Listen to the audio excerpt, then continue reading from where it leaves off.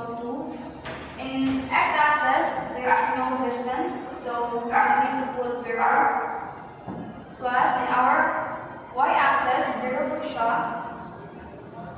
And for our z-axis, we had a 0.3 m. For our RB, which is this, for our x-axis, we had 0.4 I, plus for our y-axis, there is no distance, so we need to put 0, plus our z-axis is 0.3. Okay. Dili ba mga butang na distance niya kung ano sa 345 na? Dili siya mga distance is because in-order siya sa course which is 4 degree. So, for our force, we need to draw an FBD so that we can see the details. So here A is 0 I 0 B, 0 and for our B, which is butawan na lang siya ugat so that manong siya 0.4, 0 and 0.3. So diba mo yan ang force which is FA 450. And naatay rin 345 rin na nakabutang. So to get this, FA is equal to FA XI. Consider ka na ito yung axis plus F A Y J plus F A J K. So to this, atong tanawon if na-available atong y dire. So inano na siya ang forma ng 450 dire. So 5, 3, 4. So this would be our y rather, y. And this would be our z. Sa 2D, ang atong y is kani, diba? Ang atong x is kani. For sa 3D, ma-change siya. So for our x, wala siya yung value. So remain 0. Minus, for our y-axis, which is 450, multiplied by y naman siya, so 4 over 5. Kani? 4 over 5 plus 450 in our z-axis, which is kani? 450 multiplied by 3 over 5. So if actually calculate 0 minus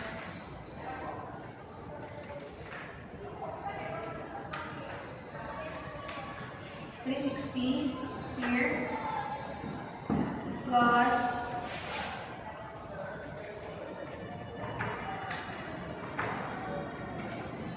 270. Hindi siya ang atong FA. Kasi ito sa FB na ito, Basta, pwede ba ito? Basta makita ang x and y. X and Y. Ma-direction lang. Di ba kayo naman ito ang Y sa atong 3D? 3D na ito, di ba? Kani ba? Y na ito siya. So Y ulit na yun. Sa ito ang X is wala. Wala mo na pagulong nito. So wala siya, 0 siya remain. Ang atong z-axis is kani. Pa-down siya kani dito na line. So, more yun siya direct. So, ang kanang number 4, wala siya value mga Wala ka na. Proceed na sa FB ay FB. So, FB, same we're dropping the XI plus FB y J plus FB CK. So, di ba pa-down siya? Kaya ako 50. If nag-wonder mo, sa hindi ka lang kani, na siya. Pa-down, pa-up.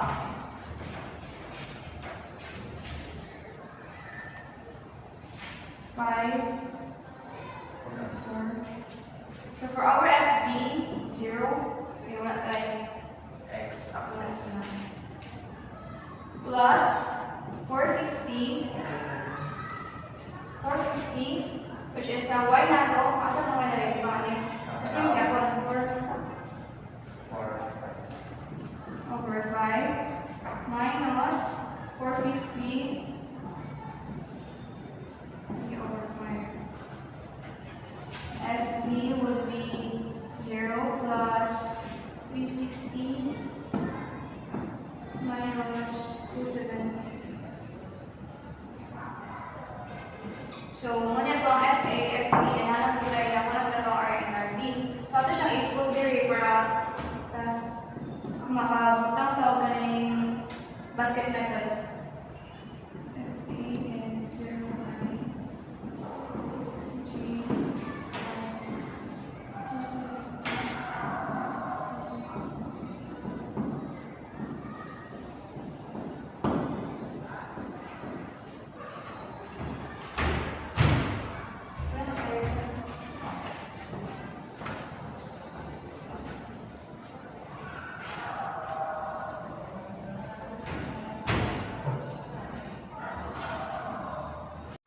So now we can proceed in solving MC, which has a formulation of RA multiplied by FA plus RB multiplied by FB. So in getting this, we had the basket method.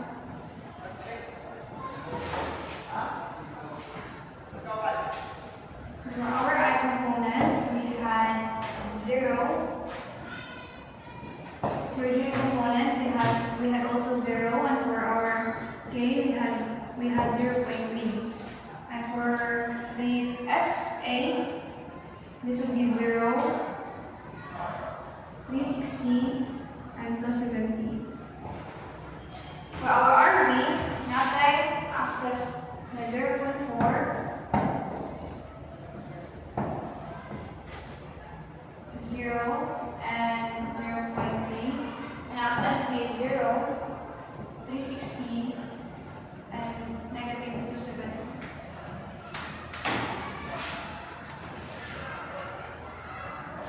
So MC, if i-get na to ang x-axis niya, so di na to siya i-consider, ano lang ang i-cross multiply? 0,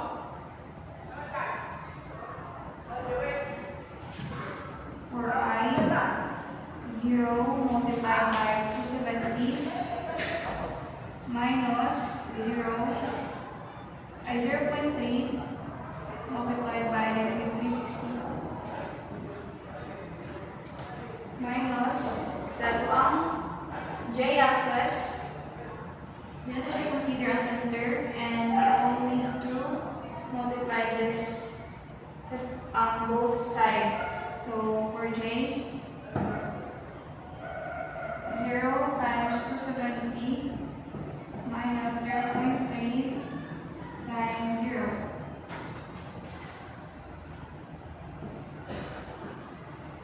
Plus in K,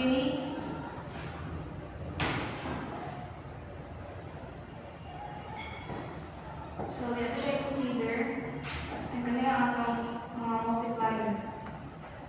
So 0 times 360 minus 0 times 0 plus 5 for our RB and FB.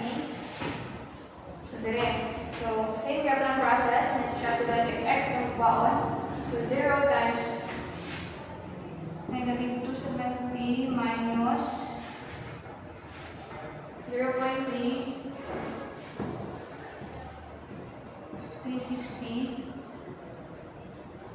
minus for our j-axis or y, we got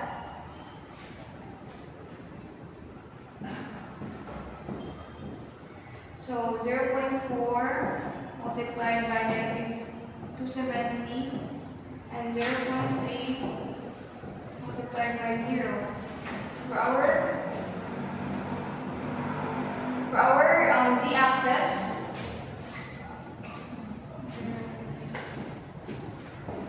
we don't need to consider the side, so muna ito ang multiplier.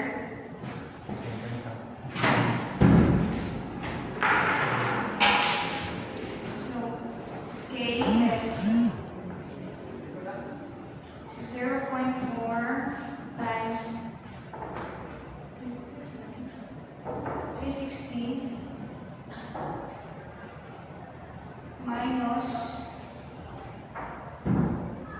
0 times 0. So we all know that any number that is being multiplied to 0 is always 0.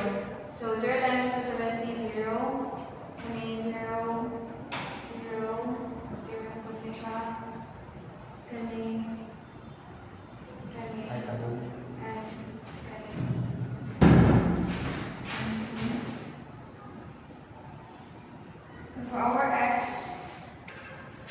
ang nariyan is, sabi lang. So, negative 0.3 times,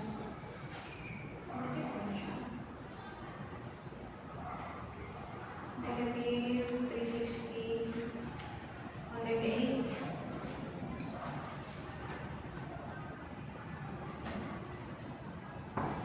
And then there, 0 and negative 0.3 times 360 equals negative 28. So, muna ito ay Dili ba na ma-negative ang 108 sa y-axis ng pinakaunang 108? kanya? Oo. Hindi. Hindi siya makakaya. So, saan na ito? So, minus kanya 0.4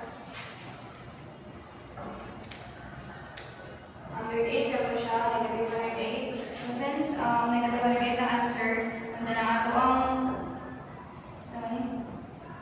is negative. So, negative plus negative is positive. So, 108. Ngayon, susunod na ito. 0.4 times 360. 144. So, 108 minus 108.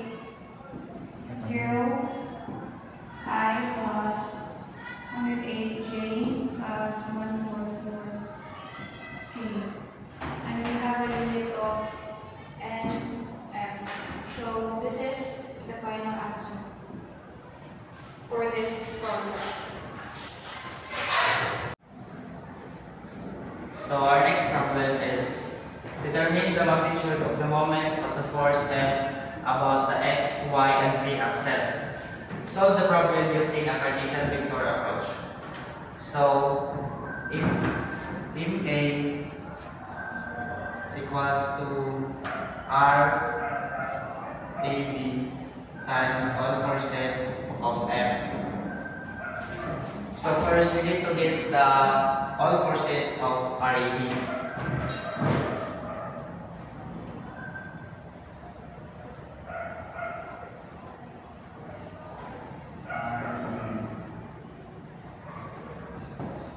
Since sa atong x-axis is 4, so butang siya diri nga 4i plus sa atong y-axis is 3 feet 3g plus sa atong z-axis is 2 feet 2k. Negative siya kay pa-down. So sa atong all forces of F kini siya. So copy lang nato. 4i plus 12g minus 3. So Excuse me, given na naman ang all forces of F, gawin na siya. kapag sa x, y, and z axis niya. Sa kaning derivative. Ibig na siya. Thank you. So, pwede na makasolve using Cartesian vector in A all forces of REB times all forces of F.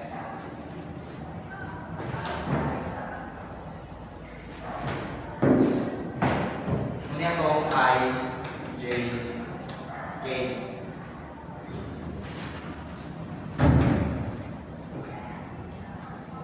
All forces of REB is 4, 3, negative 2. Then, ang all forces sa atong F is 4, 12, negative 3. So, ang atong pag-solve ani is, kini siya, if ang atong ball is ang I, which is ang x-axis, is ato siya hindi nato siya pilon like, kani atong ning wala ang diri nga side, tas kini atong A cross multiply. So, plus I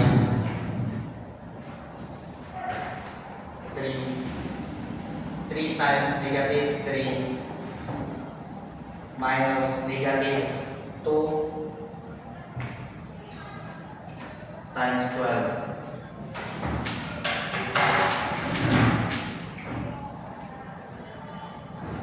Muna ito ang I, which is ang x-axis na to.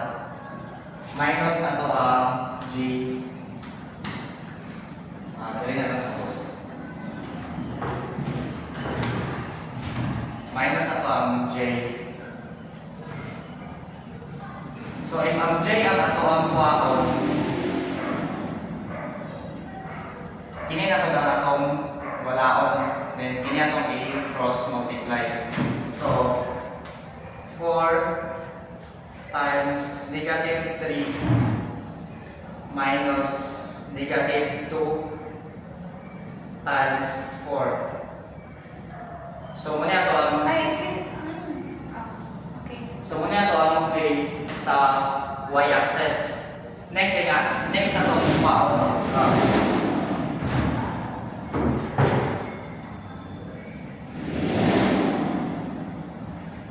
next na itong baon is k-axis. So, kini na po naman ito ang walaon, tas kini na po naman ito ang i-cross multiply. So, plus k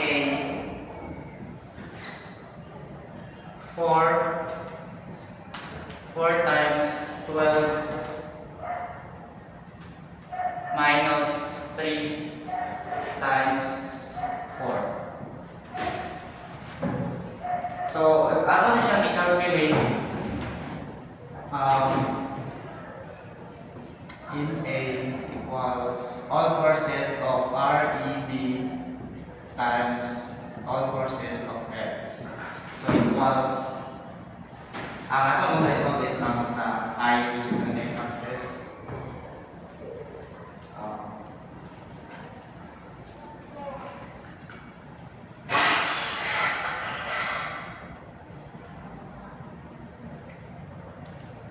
So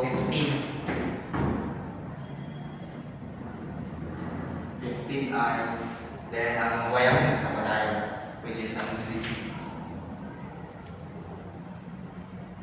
Negative 3.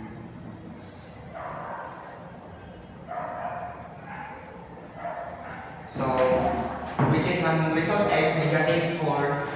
So, kung negative po din dire, so positive na siya.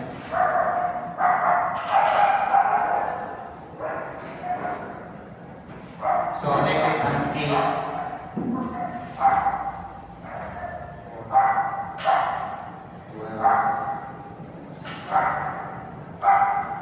So, ang result is 36 plus 36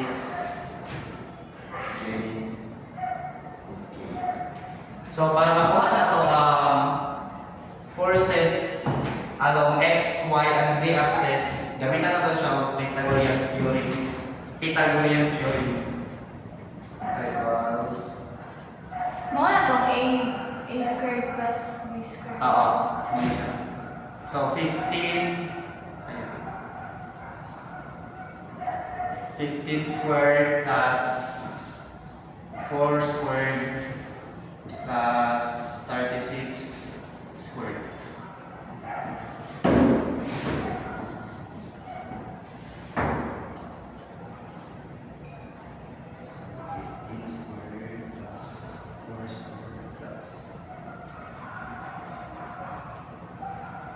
So ang result is 39.